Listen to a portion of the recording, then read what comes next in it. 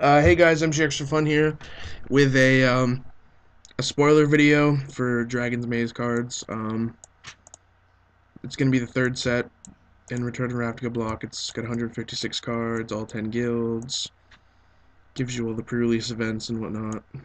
Um, it's a symbol, and this is the new Planeswalker.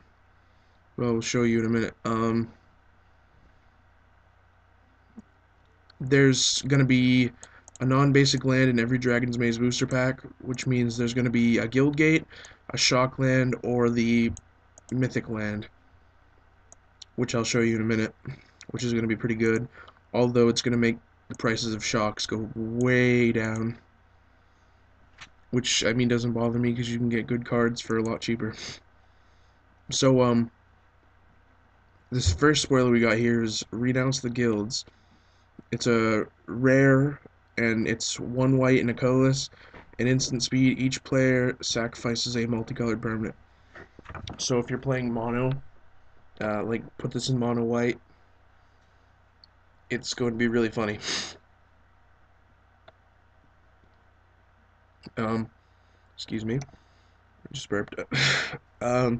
Sin Collectors, a 2/1 for 3. When he enters the battlefield, target opponent reveals his or her hand. You choose an instant or sorcery card from it and exile it. Okay, well, that's really good. Um, Here's a body that lets you get rid of one of their cards. Um, so yeah. Hmm. He's going to be really. I guarantee this is going to see some constructed play. Um, Master of Cruelties. He is a 1/4 for 5. Rakdos colors. First strike and death touch. He can only attack alone. Um, Whenever he attacks a player and isn't blocked, that player's life total becomes 1, and he deals no combat damage this turn. How funny would it be if you just swung with him, made their life total 1, and then Pillar of Flame them or something? It's going to be so good.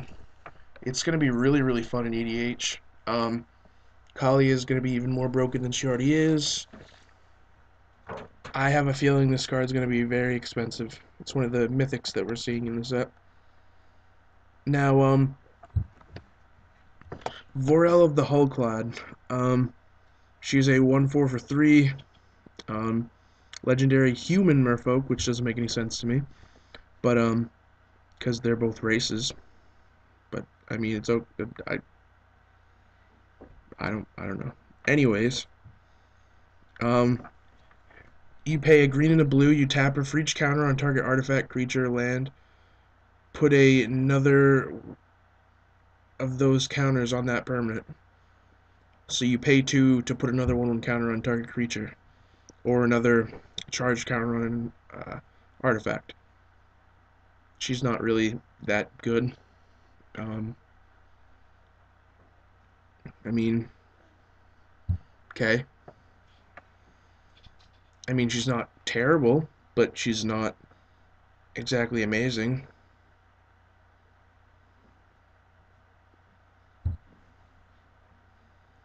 Anyways, Advent of the Worm. This is just our murder worm, Armada worm that costs 2 less, and it doesn't clone itself. So this card is kind of slow compared to Armada worm. It's probably going to be like $1. Now, Rouse the Wreck.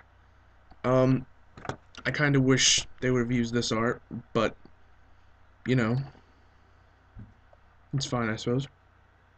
Um, he's a 4 loyalty, 4 drop. He costs 2 colorless, a red and a blue. His +1 is tap target permanent, then untap another target permanent. His -2 is he deals 3 damage to target creature player, and his -7 is flip 5 coins. Take an extra turn after this one for each coin that comes up heads. So he's gonna be all right.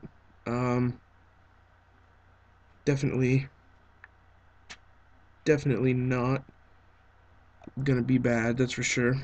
He's probably one of the weaker planeswalkers, though. I mean, his abilities are okay, but the ultimate, he's better than the new Jace was, that's for sure. Now, Melek is at Paragon, is a 2/4 for 6.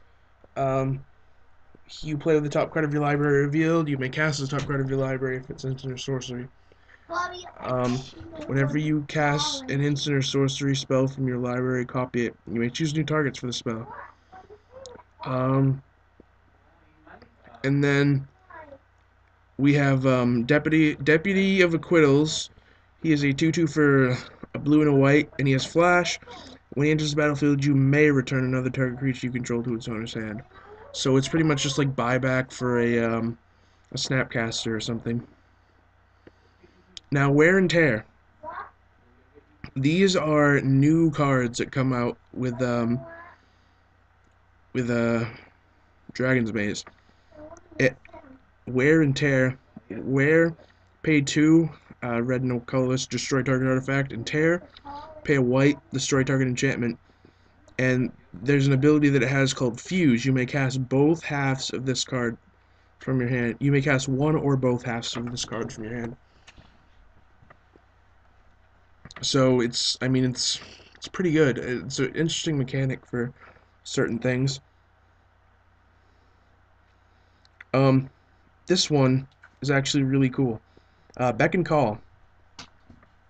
Beck does a green to blue. Whenever a creature enters the battlefield this turn, you may draw a card. And then Call is you pay 4 a white and a blue, and you put 4 1/1 white bird tokens into play. So if you pay 8, 8, you get to put 4 birds into play and draw 4 cards. It's a little overcosted. Now, Toil and Trouble is the last one for the dual cards.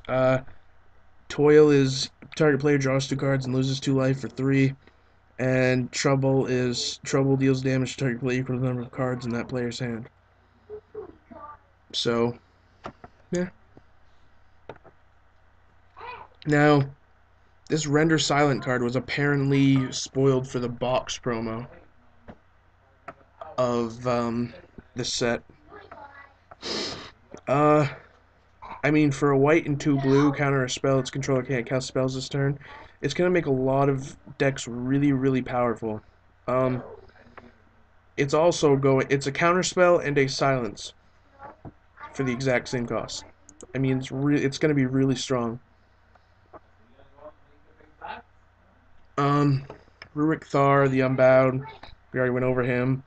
He attacks each turn of Fable whenever a player casts a non-creature spell. Rurik Thar deals 6 damage to that player. Maze's End, meh. I'm not even going to explain it because it's kind of lame. And then we've got the Guild Gates. These are the only arts they have for some reason. Oh, wait, no, they have 2 pages. So, yeah, and these are just the shocks. And then more Guild Gates. And then more shocks. So, I mean, it's pretty cool. Tell me what you guys think. Yeah. Definitely should go check it out for yourself.